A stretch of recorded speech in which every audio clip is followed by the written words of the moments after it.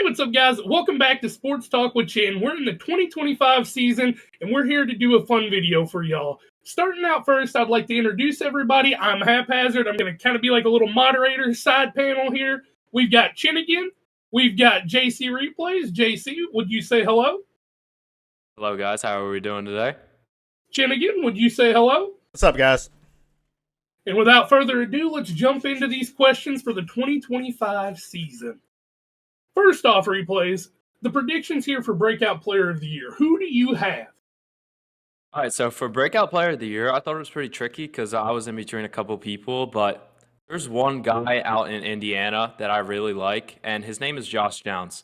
So Josh Downs last year, he had, in 14 games, he had 72 receptions on 107 targets and 803 yards with those 72 receptions, and which is an average of 11.2 catches per or yards per reception, which is really good for a receiver who is very young. He also had 5 touchdowns and 183 PPR fantasy points last year, and he's predicted around 184 this year, which is, in my opinion, a little low. I get he has quarterback issues right now. Anthony Richardson being basically told he's out of that franchise, but I think Daniel Jones likes a wide receiver one that is fast and agile, and I think that Josh Downs could actually do really good in this offense this year, even with the quarterback problems. So in my opinion, Josh Downs is a really good breakout player for this 2025 season. Yeah, the only problem I don't like about Josh Downs is he's got a hamstring injury right now, and we all know hamstrings, they can linger like crazy. So I do like the take. I do believe in Josh Downs, but if there's a player right now in the Indianapolis Colts that I really think that could ascend, would be Adonai Mitchell. He's got the size, he's got the talent, he can really separate himself, and I'm scared that hamstring is going to linger on Josh Downs, and I think because of that Adonai, whoever the number 2 receiver is on the Colts, I think they're poised for a breakout. So I like the take.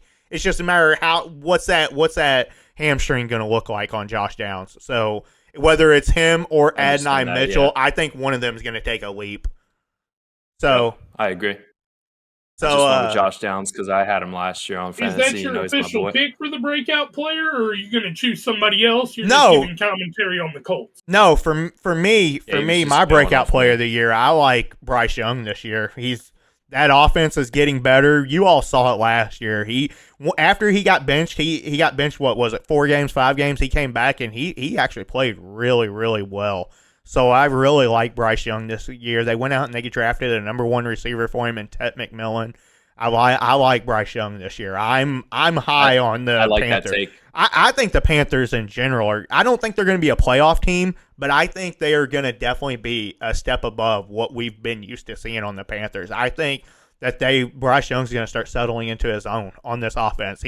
His last 5 games of the season, he was like a top 5 quarterback. He was just slinging the rock. Slinging that ball. So I'm really believing in the Bryce Young hype train right now. I'm starting to think he's going to start pulling it together. Perfect, guys. All right, so let's move on to our second question here and keep on trugging through here. Predictions on Rookie of the Year offense and defense. Replays, would you start us out? Yeah, I will start us off with the offensive side, and I was gonna go a little crazy, maybe go with a McMillan, like Chin said.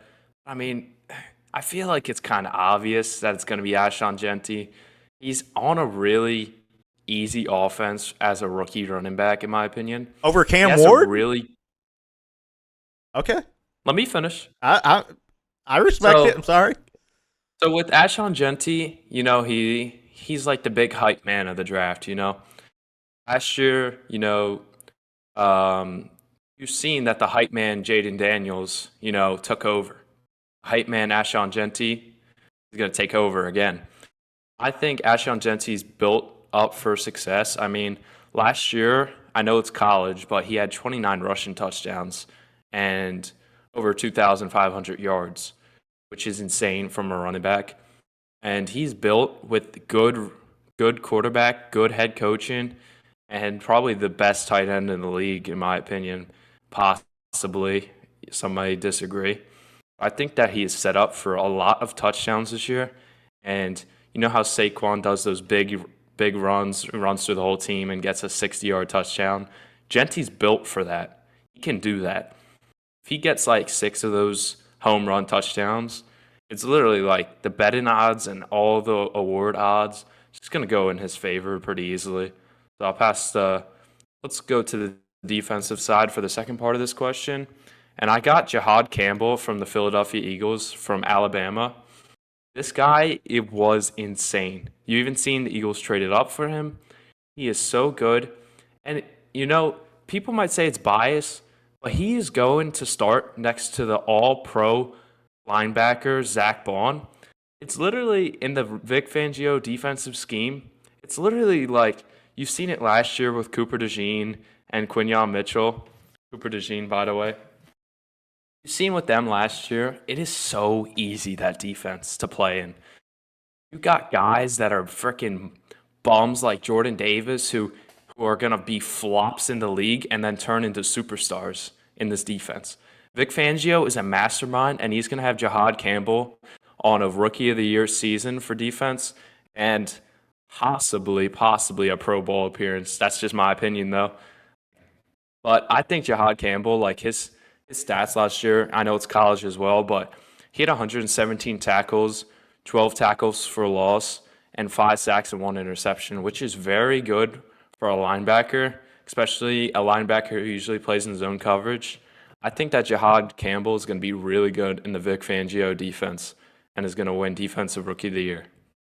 All right, replays? You could talk all day about Eagles players, couldn't you? Like, we could just feel like we could record for hours on Eagles. All right, come on, guys. We're on a time frame here, okay?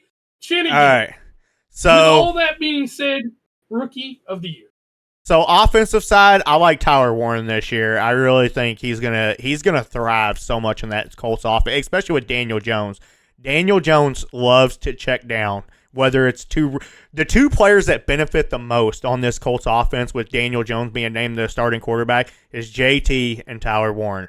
Daniel Jones had his best season ever whenever Saquon Barkley was fully healthy for the entire season. And what did that do? That elevated Saquon to get a huge contract with the Eagles. So it helped out a lot. And which JT's already locked in for a good contract. I think Tyler Warren, he's going to get carries at the goal line because he's so big. So he's going to get rushing touchdowns. He's going to get receiving touchdowns. He's going to get check downs. They're going to throw it to him deep. Tyler Warren is literally a fullback built like a tight end that can literally run through you. He is that dang good. I think Tyler Warren could potentially be the number 1 tight end this year, not just the Rookie of the Year, but as far as offense goes. But he literally benefits so much with Daniel Jones being named the starter. I could have had him in fantasy too, but I was a good friend. I don't want to say to who, but I was a good friend to somebody. All right. Now, as far as defensive Rookie of the Year, I'm going with somebody, and I want this clipped and saved because I'm going with somebody that nobody's thinking of. Mikael Williams, defensive end for the San Francisco 49ers. He will play opposite of Nick Bosa. And my thinking here on this is the 49ers now have Robert Saleh back as defensive coordinator. Whenever he was defensive coordinator with the 49ers years ago, he had Nick Bosa defensive player of the year by far. Almost every single year. He was incredible. Now you put Mikael Williams opposite of Nick Bosa. I think Robert Saleh is going to find lots of ways to get Mikael Williams to the quarterback. I think he's going to find lots of ways to get him sacks. I think the 49ers defense in general is going to be a lot better than what people think it is. I get they did lose players, but at the same time, you're bringing back the defensive coordinator that coached this team with Kyle Shanahan that literally had this as the best defense in the league by far. They was just trouncing people. Offensive lines could not hold them together. They could not contain them. And now you put Mikael Williams out there across from Nick Bosa. I think that those two are just going to eat all season long on quarterbacks. So Tyler Warren for offensive and Mikael Williams as defensive player of the year. I think Mikael Williams will fit well in Salah's scheme, especially he lost Hargrave. Hargrave plays that like right end, like the other side of Bosa, just like you said. So he has the starting job. It's all his. And I think he's going to shine under Salah. Salah knows how to run a defense. Like you said, I mean, I'd have both of those people in fantasy. I had the Niners defense and Tyler Warren. I think both of them are going to do great, so good takes. All right, then let's move right into the third question. MVP prediction here. Replays? Who you got? All right, so, most people, when they look at the MVP, they go on a couple factors. The only factor that I go with is, are you a quarterback? NFL only gives the award to quarterbacks. And I think last year Lamar Jackson got robbed of MVP. That's another discussion. But this year, I think Lamar Jackson is going to win the MVP again for the third time in his career. So Lamar Jackson is my choice. I just want to read some stats from last year. Last year was one of his best years in his career. He had over 4,000 passing yards, 41 passing touchdowns, 4 interceptions, which was a league low.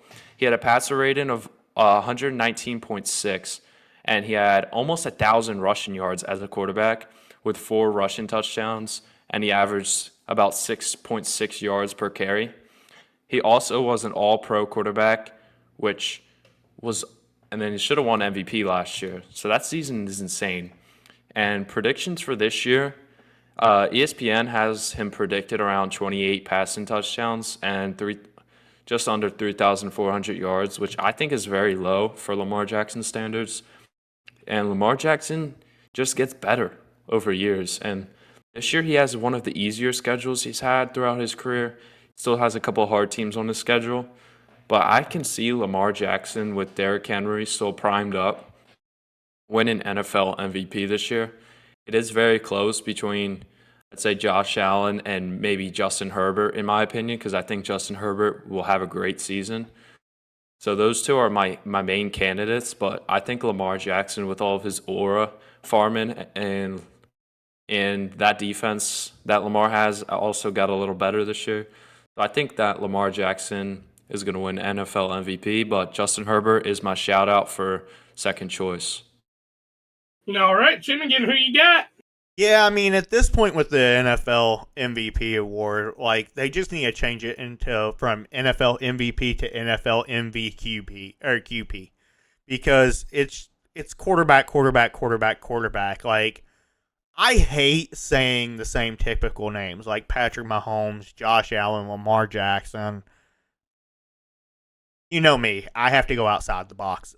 This could be a wild take. It could be a crazy take. I'm not going to say the predictable names. I'm just not. I can't bring it into myself to say a Lamar Jackson, a Patrick Mahomes, or a Josh Allen. I just can't bring myself to say it. My MVP, I think, with the pieces they put around him, I think this year it's a make or break season for this player. If you can't go out and get to the playoffs with this team, who you whispering? You mouse Joe up. Burrow. Nope. Burrow. Nope. That is Justin a good Herbert? one though. That is a good one. That's who I was going for there too. All right, let me finish I thought the you were take. going to lead up to Joe Burrow. With the pieces that this team put around this player, okay? This team answered every single problem they had in the offseason. They answered it. A lot of people are saying that they're not. They needed a good number 2 receiver. They went out and got it. Dak Prescott, I'm talking to you. If you can't go out and throw 45 touchdowns and 10 interceptions with this offense, you just need to hang it up. You're not cut to be the quarterback of the Dallas Cowboys. You have a generational receiver in CeeDee Lamb. You have a great number 2 receiver in George Pickens that a lot of teams would pick to be their number 1 receiver.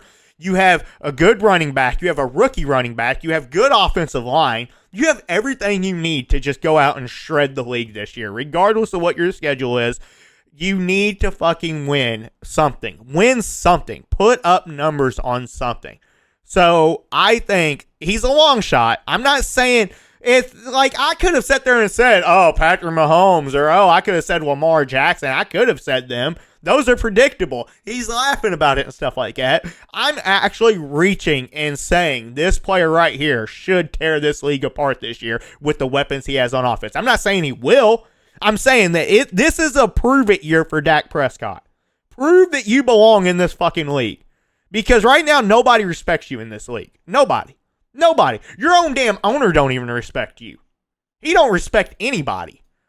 So you need to go out and you need to show him what you can do. You need to show the league what you can do. So, my opinion, if you're the quarterback of the Dallas Cowboys, in my opinion, it could be Andy over there as the quarterback of the Dallas Cowboys. If Andy can't go out there right now and throw 4,000 yards and 40 touchdowns, then you don't need to be on that team. And Dak Prescott needs to do it. He needs to throw for 4,800 yards this season, 48 touchdowns, and 6 interceptions. That's what he needs to do this year. He does that, he'll win MVP. That's what he needs to do. I have a question though. How's he going to win MVP when he doesn't even when he's not even going to win his division though? I mean, several years ago, Adrian Peterson, he didn't win his division and he still won MVP. Joe Burrow, or what was it? Joe Burrow. That's fair enough. Yeah, Joe Burrow never wins his. Joe Burrow never wins his division, and he's still in there for consideration of MVP. That's fair. All right. I respect that Dak has something to prove, though. I do respect that, don't. but I hope he don't. Yeah, I agree with you. I have CeeDee Lamb in fantasy. I have CeeDee Lamb in fantasy, so I'm all for him tearing y'all up. You're all for that. All right, let's jump into the next question here. Super Bowl predictions. Who do you got going, and who do you got winning replays? All right, so Super Bowl predictions, pretty easy. From the NFC, I got the Philadelphia Eagles. The team is too unstoppable, and Chin shaking his head. The team is too unstoppable. You just literally have the best running back in the league. You have the best defense in the league. You got the best O-line in the league, and you got one of the best quarterbacks in the league who just beat the best team in the league last year. It's pretty simple. Philadelphia Eagles. I could go on and on. This jersey is this jersey is going to be Super Bowl MVPs back to back. Something light. And then from the AFC, I got the Buffalo Bills. I think Josh Allen, this is your year, buddy. You don't have any other years to win. This is your last year you can win. Other teams could easily make it to the Super Bowl from the AFC. Chargers, Chiefs, Ravens, Bengals, I'm not even going to say the name. But seriously, Buffalo, you've been number 1 seed, number 2 seed for how many years now? You still can't win a playoff game? Josh Allen, this is your last year I'm giving you. You need to show why that MVP from last year is deserved. If you go out here and do okay in the regular season, I need you to dot it up.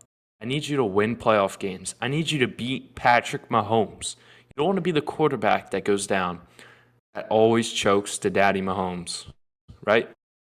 Same thing with Tom Brady. No one could beat him. Eli Manning stepped up. We need the Bills to step up against the gauntlet of the Chiefs. But for that Super Bowl, the Bills versus Eagles, my prediction, I got the Eagles winning, and I got Jalen Hurts back-to-back Super Bowl MVP, and that's my Super Bowl predictions on the chin. All right, Chin. There's a couple of different teams that I like this year. Once again, saying it earlier, same way with the MVP question, I hate saying that. It's hard for me to say Chiefs and Eagles. It's hard.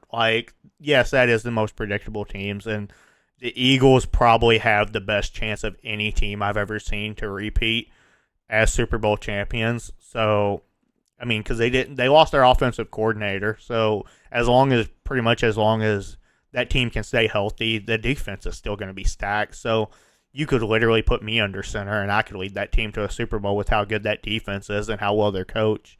So, yeah, it sounds good and all that stuff on paper, but it doesn't take an NFL All-Pro quarterback to lead that team to a Super Bowl right now. So, but I'm going to steer away from that. I'm not going to say the Chiefs. I'm not going to say the Eagles. I'm not going to say the Bills. I'm going to say I like the Chargers this year coming out of the AFC. I think second year under Jim Harbaugh, that defense is going to be good, regardless of them losing Joey Bosa. I still like the Chargers defense.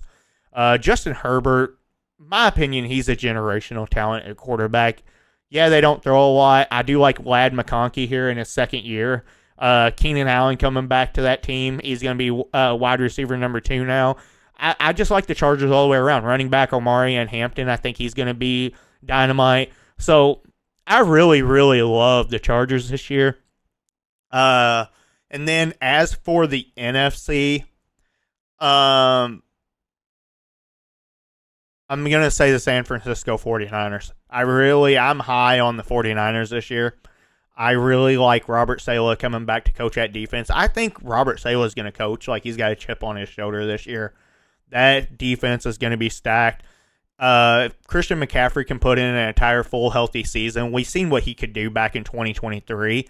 Brock Purdy is an underrated quarterback. Don't care what anybody said. George Kittle is going to be back for a healthy season. Like, they do have some receiving concerns, but I'm not really that. When you have a healthy George Kittle and a healthy Christian McCaffrey, you're usually going to be okay on the offensive side, especially if your defense can carry you.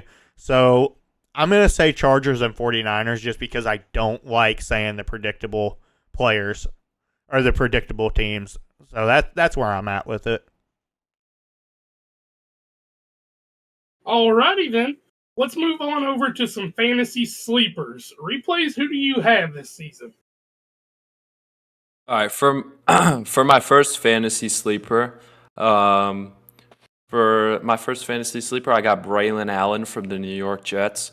So Breece Hall is having a lot of issues right now on Twitter with his contract, with all that. Apparently, Braylon Allen is taking most of the snaps this year.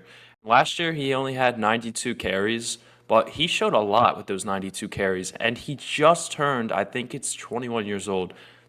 Don't judge me if I'm wrong. That's what I heard. And last year he had 334 yards with 2 touchdowns, but he showed a lot last year on his reception end. He caught 19 passes, which isn't a lot, but he didn't play much. And in those 19 passes he caught, he got 148 yards, which is 7.8 yards per catch, which is really good for a running back, especially one under Justin Fields, who likes to throw a lot and is very mobile, who throws to his running back a lot. I think Braylon Allen from the New York Jets is a good sleeper for fantasy this year. In our league, I was really looking forward to get him because I think Breece Hall will not take most of the snaps this year. I don't know what's going on with him. He's having a weird situation. So if Breece Hall does end up not taking most of the snaps or sits out for games for some reasons, he's going on with some weird issues. So I like Braylon Allen for the New York Jets for my first sleeper. Alrighty. Chin, would you like to give your first one? Yeah, so this year I really like Trey Benson on the Cardinals. I think with James Conner getting older, he's going to start, like we saw it late last year, probably week 12, 13. James Conner started taking less and less carries, and Trey Benson started getting more. I think the wear and tear on James Conner is starting to get up there. I think probably about week 5, week 6, we could have a 50-50 backfield in Arizona. Lots of people don't believe it, but I think that Trey Benson could have a Bucky Irving type season to where he's going to slowly start taking over more carries into this offense. I don't think he's going to become the starter by the end of this year unless he's really popping off, but I really, really think that this could end up being a very, very 50-50 split backfield, depending on how the wear and tear works on James Conner. But I really think Trey Benson could be a huge sleeper player this year. I really like that take. Replays, would you like to give your second one?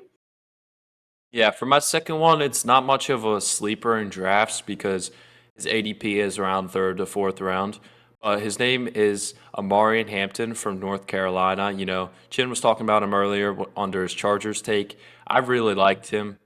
I went ahead and drafted him in the 4th round in our PPR league, which was pretty late, but I drafted him pretty early in the 4th round. But last year he had 1,600 yards from rushing and 15 touchdowns, and he averaged about 6 yards per carry in college, which is very good for a running back. Jim Harbaugh is insane with his running backs. It don't even matter who it is. And I think under Harbaugh's offense, Amari Hampton is going to shine. Like you've seen it last year with J.K. Dobbins. J.K. Dobbins literally has like one leg. And he still got so many fantasy points. He got so many receptions from Justin Herbert. I think Amari Hampton is going to have an insane rookie season in fantasy. And I drafted him this year in fantasy, which is one of the reasons why I put him on this list. I wanted to put one of my sleepers on there. But Amari Hampton is my second sleeper. Alrighty, Chin. What's your second? I like Roma Dunze here. Coming out, he's with Keenan Allen now out of Chicago. He's the dead set locked as number 2 receiver. DJ Moore, I feel like he shoots out for 40 one time a game or one time a season. After that, he doesn't really do a whole lot. So I really like Roma Dunze. They got Ben Johnson up in Chicago as head coach now, so he's going to know how to get that ball out of Caleb Williams' hands fast, just like he did in Detroit with Jared Goff. So I look to see a lot of quick throws and stuff like that, and if you're looking for a good big receiver that can find separation quick, Roma Dunze's got all that. He's got every bit of that. He can do every bit of that. I think Roma Dunze could be a really big sleeper this year. Alrighty. Replays, what's your final sleeper? So I did end up putting 4 sleepers just in case Chin took one of mine, and Roma Dunze was one of my sleepers. So good selection from you. So for my backup, his name is Courtland Sutton. Many of you know him from the Denver Broncos. You really think Sutton's a sleeper, though? I don't really consider Sutton a sleeper. I think he's a sleeper just because many people aren't rating. I rate the Broncos. Chin rates the Broncos. What's his ADP? Oh man, I'm about to call you out. 58. Okay, I get it. He's being drafted in the 4th or 5th round in most leagues, which I think is very low for Courtland Sutton. His ceiling is about a top 3 wide receiver, and his floor is probably about a top 10 wide receiver. And him being drafted that late is kind of crazy for me. I think he is a sleeper because of how good his quarterback play is in Bo Nix. And I think that his ceiling, like I said, is a top 3. I think he will reach his ceiling pretty early in the year. I forget who drafted him in fantasy, but I think he is in our league, but I think he's a very good wide receiver. And I think he is going to be a good sleeper pick for your drafts because his ADP, like Andy said, is not too high for being, in my opinion, a top 10 wide receiver for fantasy this year in PPR. All right, Chin, what's your final sleeper? I like Adonai Mitchell of the Indianapolis Colts. Like we discussed earlier, Josh Downs is dealing with a hamstring. And what do we know about hamstrings? They can linger. They can linger all season. Daniel Jones, he's a check down merchant. He loves to throw the ball quick. If not, he'll just tuck the ball and take a sack or run. He doesn't have that elite vision of a great quarterback or anything like that. So it's going to be about quick receptions and get the ball out quick. That's what the Colts offense is going to be. Adonai Mitchell has the size. He's young. He's got the length, the talent. They could chuck it to him deep. They could throw it underneath. Either way, he can make every play on the field. He is a good quality young receiver coming into his second year. If Adonai Mitchell stays on the field, if Daniel Jones can get the ball out quickly, I look to see a lot of that going to Adonai Mitchell. Alrighty. But with every sleeper discussion, there's also the bust. So replays, who do you have fantasy busting this season? All right, so the biggest bust of all time is probably got to be Andy. But that's for another discussion. But seriously, on a real note, DK Metcalf on the Pittsburgh Steelers is one of my biggest busts this year. For some reason, people think that DK Metcalf is going to be what he was last year in the Seattle Seahawks. And last year he got just under 1,000 yards, 5 touchdowns, and he played 15 games. I think this year the injuries are going to catch up to him, which is the reason why I'm calling him a bust this year. He has a very old quarterback with him. He's still pretty in his prime, but I think he's gonna have a lower season this year for fantasy value, which is why I'm calling him my first bust. All right, Chin, who's your first bust? I'm going to go big on my first one. I'm going to swing for the fences. I'm going to go Jahmyr Gibbs. Okay. He has separated himself a lot from David Montgomery. Yes. Okay, but it's not like David Montgomery's not going to get any touches. Still in the goal line, around the goal line when the Lions get down there, they're still going to hand it off to David Montgomery over Jahmyr Gibbs. So that's going to take touchdowns away from Jahmyr Gibbs. It's going to take points away. And then you also got to think, okay, the Detroit Lions lost both offensive and defensive coordinators, so they have a whole new room. And not to mention, Amon-Ra St. Brown's dealing with a hamstring early in the season, so you got to think that's going to limit a lot of shit. So it's going to be much harder for Jahmyr Gibbs to be explosive in the first 4 weeks of the season. You have to have some logic there. Now, as the season goes on and the wear and tear starts hitting David Montgomery, and we already know David Montgomery is going to end up getting that injury that he gets every single season, then he might have a chance to explode a little bit more. But I think early on and stuff like that, Jahmyr Gibbs' performances are going to be so bad while this Lions offense is trying to figure things out, or while this Lions team period is trying to figure things out, that I think it's going to just derail his fantasy season. I think probably weeks 6 through 11 he could explode and be really good. But I think the first 5 weeks of the season, it's just going to hurt him too bad to where it's going to be hard for him to recoup all those lost points. All right, replays. Who do you got in your second slot? Okay, so my second slot, it's kind of like Chin said he was swinging for the fences. I'm swinging for like just about the fence, you know. So you know the injury concerns of Matthew Stafford in LA. Puka Nacua is being drafted in the first round in most leagues. He is my fantasy bust for number 2. Puka Nacua only played 11 games last year. He had a little bit of an injury concern. Still almost got 1,000 yards, which is very impressive, with almost 80 receptions. But this year, not a pretty good quarterback. Matt Stafford, he's dealing with a really bad back injury. He hasn't even practiced a single practice yet. I think Matt Stafford not having any playing abilities in him from preseason training camp and maybe missing weeks 1 to 4. I think Puka Nacua is going to be a big bust this year. And him being drafted ADP wise first round, maybe early second round if your league is smart enough. But I think Puka Nacua is my second bust. All right, Chin again. Who do you got in your second slot? I think Alvin Kamara. I think he's aging just like a lot of players that I'll be mentioning. He's getting up there in age. He does get a lot of work out of the backfield, but Derek Carr is gone. They have Kellen Moore as a head coach there now, so I do think this offense is going to have something. But we still don't even know who their quarterback's going to be, and we're 14 days away from the season opening, and they still haven't even named a starting quarterback yet. Is it going to be Tyler Shuck, or is it going to be somebody else? So I think Alvin Kamara, I think the entire Saints offense could be in shambles this season. So good news is I think they have a couple years to figure it out, but I think the best days behind Kamara, I think Kamara's best days are behind him. I can understand that take. Replays, what's your last one?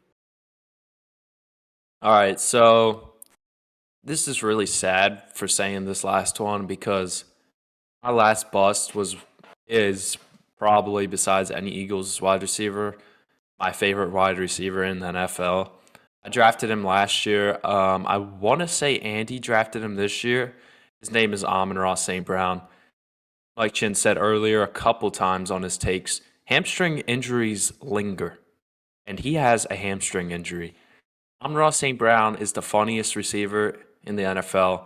You could say he's on one of the best offensives last year in the NFL. Like his stats back it up. He had over 1,000 yards. He had 12 touchdowns and 11 yards per reception, which was a league high, with 115 receptions, which is also a league high. Amon-Ra was one of the best wide receivers in fantasy last year. And like some idiots like Andy, no offense, drafted him in the first round. And I think his ADP was way too high to start, even with including the hamstring injury. The hamstring injury, I think his ADP should have dropped a lot.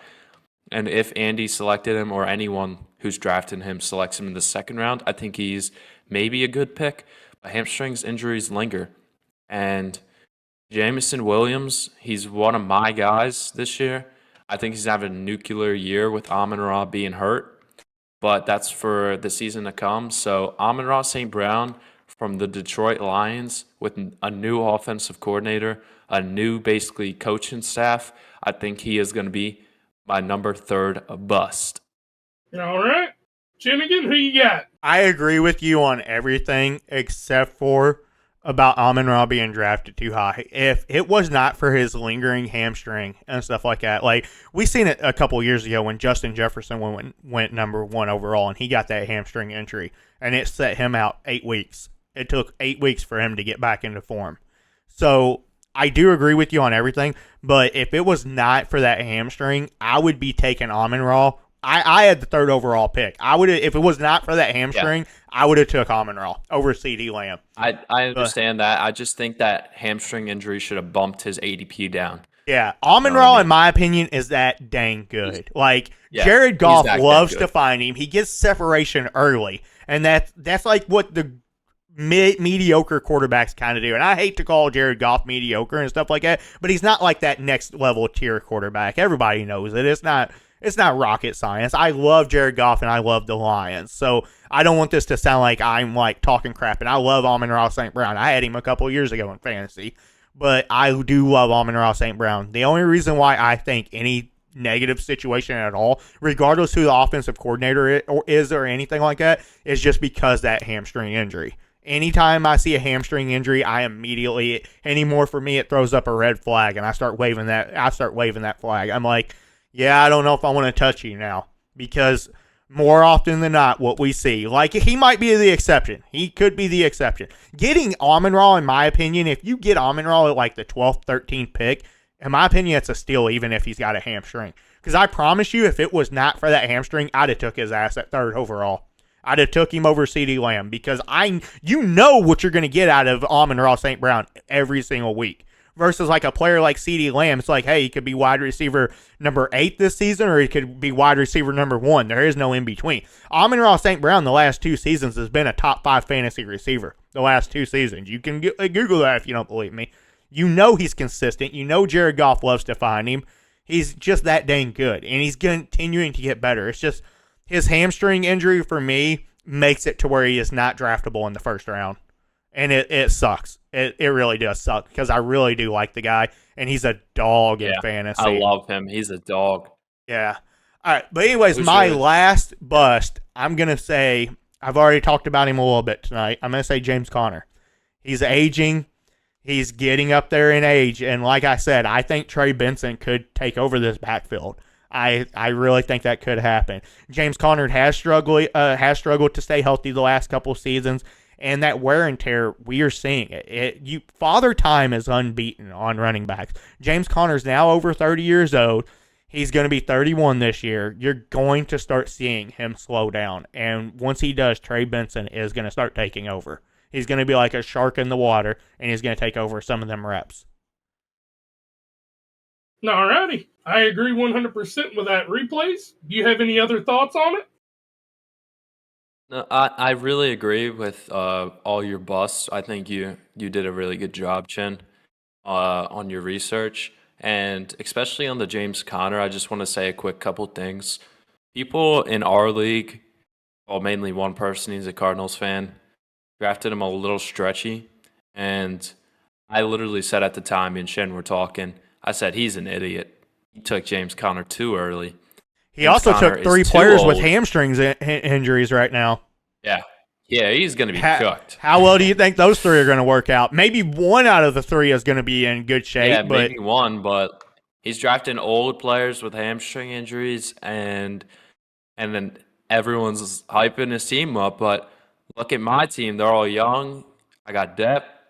I can gamble on those Christian McCaffreys to do well. Let's see about week 9, week 10, how that team's looking.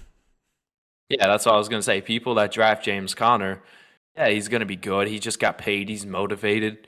How is his legs can't be motivated? He's probably 32, 33 years old around He there. is That is 30. true. He's The going to body be can only do 31 so before much. this season's over. But he's 30 right 31. now. Yeah. Same way with Mike Evans. Same way with Mike Evans. He's 30 he's 30 years 32. old as a running back is literally like basically on your deathbed. But No running you back never know. last.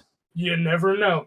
This could be You his never last know, great but James season. Conner is injured. Has been injury prone his whole career. You think he's not going to be injury prone when he turns 31? Another fantasy bust I have, if I can give one more out, is Mike Evans. I think that he's drafted early Yeah. third round. He's going He's on mine. He's going early third round. He's going 32 earlier now. than Chris Godwin. Yeah. Like, Well, Chris that's just- Godwin's Well, on the pup Godwin has list. the injury. Yeah. Godwin's but- godwin's got to yeah. start the season on the pup He's list. still on the pup. Yeah. Yeah, he's going to miss the first 4 games of the fair. season. Fair then. But they're expecting Godwin to be back like week 5. So, but I mean, the Bucks just drafted a rookie receiver, and then when Godwin comes back, Godwin's going to take a lot of They receivers. just drafted Ekaba. yeah. Or Ukaba. So He's I think looking good. I think like him a lot. I think around week 7, week 8, Mike Evans is going to be like an afterthought in this offense. He's because you got to think Chris Godwin's going to be your number 1 option because he works out of the slot and he gets all the targets. And then you think he's the slot machine. the rookie receiver, he's going to be your number 2. Ugaba. Ekaba or Ugaba, whatever. He's going to take a lot of Whatever you targets say, from Evans. So I just think Evans is going to be an afterthought in this offense. And Yeah, I and mean, like I the could think about difference between Mike Evans, who is old, and Keenan Allen, who is old, is that Keenan Allen hasn't really been injury prone throughout his career. Mike Evans has gotten a lot of injuries. Mike Evans also plays a lot more games each season with long playoff runs with Tom Brady and stuff like that. Where people like Keenan Allen haven't really made playoff runs, haven't really got injured, has a good system. Like Keenan Allen, wasn't he one of your Yeah, but I what's it took called? Keenan Allen late. So even if he Yeah, is, that's what- I think I that's what took mean. Keenan Like, Allen. Keenan What in like Allen's a the late round. what did I Yeah, take? you drafted Keenan him Allen? like 14th, 13th round. You drafted him late. People are drafting the same kind of type of player who is old and like a wide receiver 1-2 very early, which is like setting yourself up for a bust, you know? Yeah, I could see that. So hang on real quick, just to like give so in our league, just our league alone, I took Keenan Allen. I drafted Keenan Allen 98th versus Mike Evans. Mike Evans was drafted 43rd. Wow. Yeah. It's crazy. That literally just proves my point. Almost 100 picks difference. Well, 50 anyways. So, Oh, yeah. Yeah, 50. I think that does it for our time for the day, guys. I want to thank everybody for watching. Don't forget to like, comment, and subscribe to the channel. Maybe even share it with a friend. Make sure to let us know who you think is going to be the best players of the 2025 season. And of course, we'll catch you next time. Peace out.